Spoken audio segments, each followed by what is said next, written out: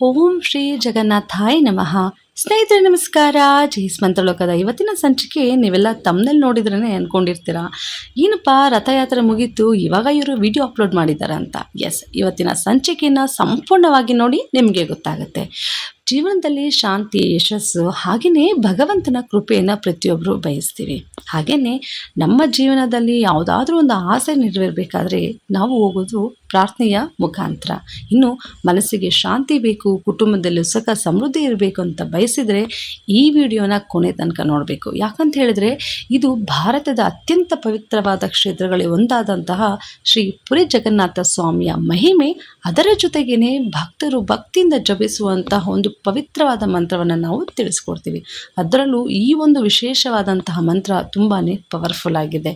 ಇನ್ನು ನಾವು ಭಾರತದಲ್ಲಿರುವವರು ಅತ್ಯಂತ ಒಂದು ಅದೃಷ್ಟದ ಮನುಷ್ಯರು ಅಂತಲೇ ಹೇಳ್ಬೋದು. ಯಾಕಂತ ಹೇಳಿದರೆ ಇದು ಅತ್ಯಂತ ಪವಿತ್ರ ಕ್ಷೇತ್ರಗಳಲ್ಲಿರುವಂತಹ ಪುರಿ ಶ್ರೀ ಜಗನ್ನಾಥ ಸ್ವಾಮಿಯ ಈ ವಿಶೇಷವಾದ ಸಂಚಿಕೆ ನಿಮಗಾಗಿಯೇ ನಾವು ಹೊತ್ತು ತಂದಿದ್ದೀವಿ. ಇನ್ನು ಪುರಿಯ ಜಗನ್ನಾಥ ದೇವಸ್ಥಾನ ಭಾರತದ ಚಾರ್ಧಾಮ ಕ್ಷೇತ್ರದಲ್ಲಿ ಒಂದು. ಪ್ರತಿ ವರ್ಷ ನಿಮಗೆ ಗೊತ್ತಿರೋ ಹಾಗೆ ಜಗನ್ನಾಥ ರಥಯಾತ್ರೆಯನ್ನು ವಿಶ್ವದಾದ್ಯಂತ ಕೋಟ್ಯಾಂತರ ಭಕ್ತರು ಇದೊಂದು ಗಮನ ಸೆಳೆಯುತ್ತೆ. ಇನ್ನು ಜೀವನದಲ್ಲಿ ಕೆಲವೊಮ್ಮೆ ನಾವು ಅಂದ್ಕೊಂಡಿರ್ತೀವಿ, ಎಷ್ಟೋ ಒಂದು ಪ್ರಯತ್ನ ಮಾಡಿದರೂ ಕೂಡ ಶಾಂತಿನೇ ಇರೋದಿಲ್ಲ, ಸಮಸ್ಯೆಗಳು ಒಂದಾದ ಮೇಲೆ ಒಂದು ಬರುತ್ತೆ. ಅಂತಹ ಸಮಯದಲ್ಲಿ ಭಗವಂತನ ನಾಮಸ್ಮರಣೆ ನಮಗೆ ಧೈರ್ಯವನ್ನು ಕೊಡುತ್ತೆ, ಭರವಸೆಯನ್ನು ಕೊಡುತ್ತೆ, ಹಾಗೆ ಮನಃಶಾಂತಿಯನ್ನು ನೀಡುತ್ತೆ. ಇವತ್ತು ಶ್ರೀ ಜಗನ್ನಾಥ ಸ್ವಾಮಿ ಒಂದು ಸುಂದರವಾದ ಮಂತ್ರವನ್ನು ಹೇಳ್ಕೊಡ್ತೀವಿ. ಆ ಮಂತ್ರವನ್ನು ಸರಿಯಾದ ಉಚ್ಚಾರಣೆಯೊಂದಿಗೆ ನೀವು ಪಾರಾಯಣ ಮಾಡಲೇಬೇಕು. ಮಂತ್ರ ಹೀಗಿದೆ: ಜಗನ್ನಾಥ ಸ್ವಾಮಿ ನಯನ ಪಥಗಾಮಿ ಭವತು ಮೇ.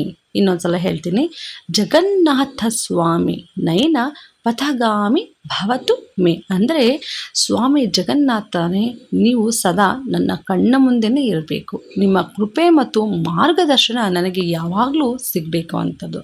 ಇದು ಬಹಳ ಸರಳವಾದ ಮಂತ್ರ, ಆದರೆ ಅಪಾರ ಭಕ್ತಿಯನ್ನು ಕೂಡ ಇದು ಒಂದು ಮಂತ್ರ ಹೊಂದಿದೆ. ಈ ಮಂತ್ರವನ್ನು ನೀವು ಪ್ರತಿದಿನ ಬೆಳಗ್ಗೆ ಅಥವಾ ಸಂಜೆ 11 ಸಲ ಹೇಳ್ಬೋದು, 21 ಸಲನೂ ನೀವು ಈ ಒಂದು ಮಂತ್ರವನ್ನು ಪಾರಾಯಣ ಮಾಡ್ಬೋದು. ಹಾಗೆ ಮನಸ್ಸನ್ನು ಶಾಂತವಾಗಿಟ್ಕೊಂಡು ಜಗನ್ನಾಥ ಸ್ವಾಮಿಯ ದಿವ್ಯವನ್ನ ರೂಪವನ್ನು ನೀವು ನೆನೆಸ್ಕೊಂಡು ಮಂತ್ರವನ್ನು ಪಾರಾಯಣ ಮಾಡಬೇಕು.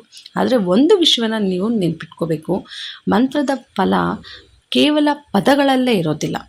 ಭಕ್ತಿ ಇರಬೇಕು, ನಂಬಿಕೆ ಇರಬೇಕು, ಏಕಾಗ್ರತೆ ಇರಬೇಕು. ಅಂಥವ್ರಿಗಷ್ಟೇ ಈ ಒಂದು ಪವಿತ್ರವಾದ ಮಂತ್ರಗಳ ಫಲ ನಿಮಗೆ ಸಿಗೋದು.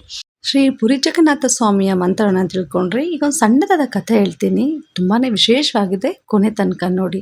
ಒಬ್ಬ ವಯಸ್ಸಾದ ಭಕ್ತರಿಗೆ ಅವ್ರ ಜೀವನದಲ್ಲಿ ಒಂದೇ ಒಂದು ದೊಡ್ಡ ಆಸೆ ಇರುತ್ತೆ, ಅದು ಒಮ್ಮೆ ಆದರೂ ಪುರಿ ಜಗನ್ನಾಥ ಸ್ವಾಮಿಗೆ ಹೋಗಿ ನಾನು ದರ್ಶನ ಮಾಡ್ಕೋಬೇಕು ಅಂತ. ಆದರೆ ಆರ್ಥಿಕ ಸಮಸ್ಯೆ, ಆರೋಗ್ಯ, ಕುಟುಂಬದ ಜವಾಬ್ದಾರಿಗಳಿಂದ ಆ ಆಸೆ ಅವರಿಗೆ ನೆರವೇರೋದಿಲ್ಲ.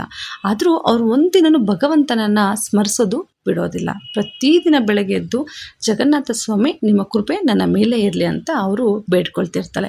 ಹೀಗೆ ಕಾಲ ಕಳೆದಂಗೆ ಒಂದಿನ ಅವ್ರ ಮಕ್ಕಳು ಸೇರಿಕೊಂಡು ಅವ್ರನ್ನ ಪುರಿಗೆ ಕರ್ಕೊಂಡು ಹೋಗ್ತಾರೆ. ಜಗನ್ನಾಥ ಸ್ವಾಮಿಯ ದರ್ಶನವನ್ನು ಪಡೆದ ತಕ್ಷಣ ಅವ್ರ ಕಣ್ಣಲ್ಲಿ ಒಂದು ಸಂತೋಷದ ಕಣ್ಣೀರು ತುಂಬುತ್ತೆ.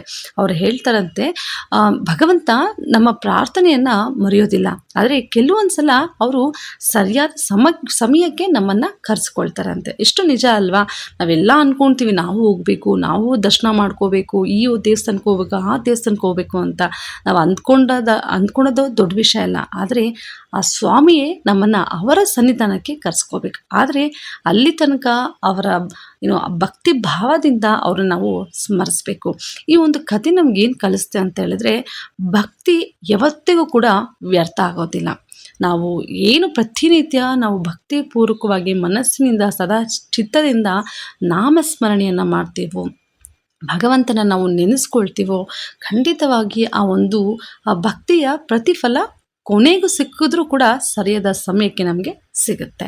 ಈಗ ಭಗವಂತನಾದಂತಹ ಪುರಿ ಜಗನ್ನಾಥ ಸ್ವಾಮಿಯ ಈ ದಿವ್ಯ ಮಂತ್ರವನ್ನು, ಹಾಗೆಯೇ ಈ ಒಂದು ಸಣ್ಣದಾದ ಕಥೆಯನ್ನು ಇಲ್ಲಿ ತನಕ ಕೇಳಿದ್ದಕ್ಕೆ ನಿಮ್ಮೆಲ್ಲರಿಗೂ ಕೂಡ ಧನ್ಯವಾದವನ್ನು ನಾನು ಹೇಳ್ತೀನಿ. ಆದರೆ ಸ್ನೇಹಿತರೆ ನೋಡಿ, ನಾವು ಭಗವಂತನ ಬಳಿ ಕೇವಲ ಬೇಡ್ಕೊಳ್ಳೋದಕ್ಕಷ್ಟೇ ಹೋಗಬಾರ್ದು. ಕೆಲವೊಂದು ಸಲ ದೇವರೇ ನೀವು ಕೊಟ್ಟಿರುವಂತಹ ಈ ಜೀವನಕ್ಕೆ ಧನ್ಯವಾದಗಳು ಅಂತ ಕೂಡ ನಾವು ಹೇಳಬೇಕು. ಯಾಕಂತ ಹೇಳಿದ್ರೆ ಕೃತಜ್ಞತೆಯ ಮನಸ್ಸಿನಿಂದ ಮಾಡುವಂಥ ಪ್ರಾರ್ಥನೆಯು ಕೂಡ ಭಕ್ತಿಯ ಒಂದು ಭಾಗ ಅಂತಲೇ ಹೇಳ್ಬೋದು.